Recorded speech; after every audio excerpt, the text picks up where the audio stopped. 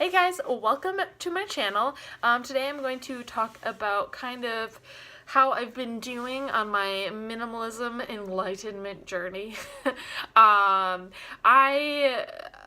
kind of wanted to start how I started on this a little bit. I watch quite a bit of YouTube kind of just in the background, like while I'm working on stuff or like doing things around the house.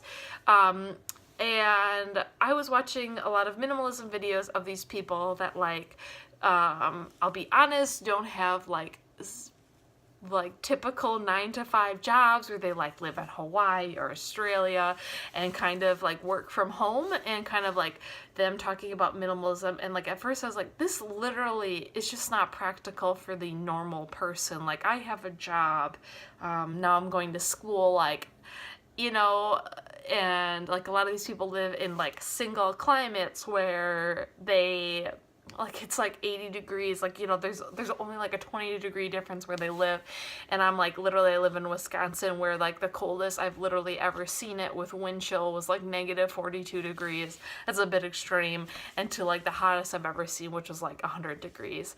And so like that's literally like a lot. Like, well, without wind chill it was like negative 20. So like, I mean, literally 120-degree difference, like that's a possibility. I mean, that's pretty extreme, but at least in my normal life, there's at least in a year, there's like a 60-degree difference. Like, how do you have 30 pieces of clothing and like only own like 100 items? Like, I don't know, it just didn't seem that tangible for me. And so I watched a documentary, and these people weren't quite like typical people. Like, I think they still worked from home. But I kind of realized, I was like, maybe this might be possible. I don't want to be like super extreme, but I think I'd really benefit from not being so, like, have so much stuff.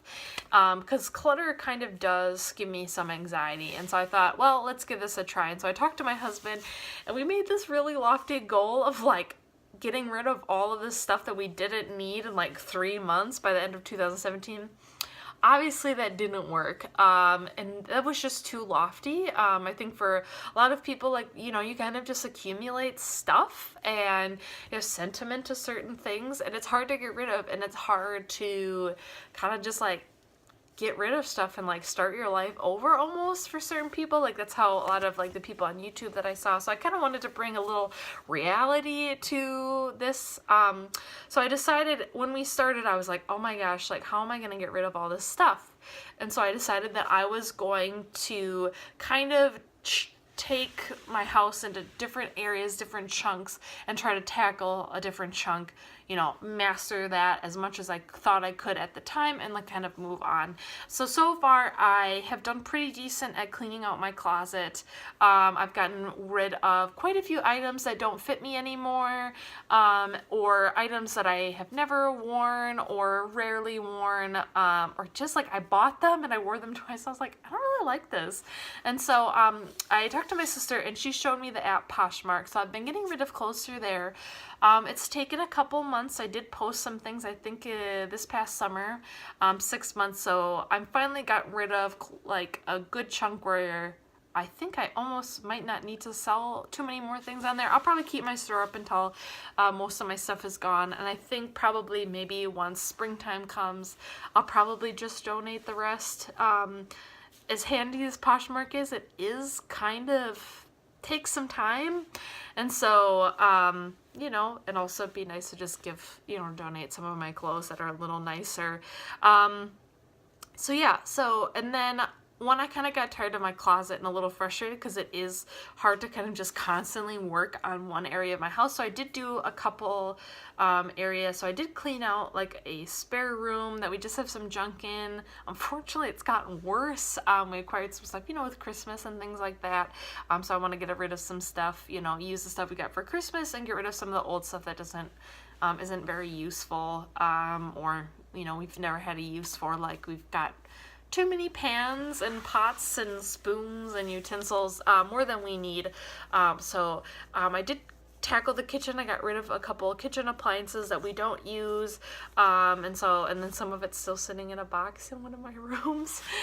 So once I think I donate my clothes, I'm just gonna take a trip and just go to Goodwill or wherever and donate it. But yeah, so that's how that's been going. I'll kind of give you a couple more updates. So yeah, so right now I'm decently comfortable with how my closet's looking. I would like it to be a little smaller. So I'm slowly trying to weed more stuff out and buy. If I do make a purchase, I want to make sure that it matches quite a few items. So, because I have the tendency of buying clothes that like look cute with one thing and like that's it, like you know, like other things like not so great. So I want to make sure that my closet is versatile, and kind of simplify my kitchen. So I think those are the first two steps, and then unfortunately I think the next thing I'm going to tackle, like I really in the past couple years I've really enjoyed reading after I graduated college from the first time.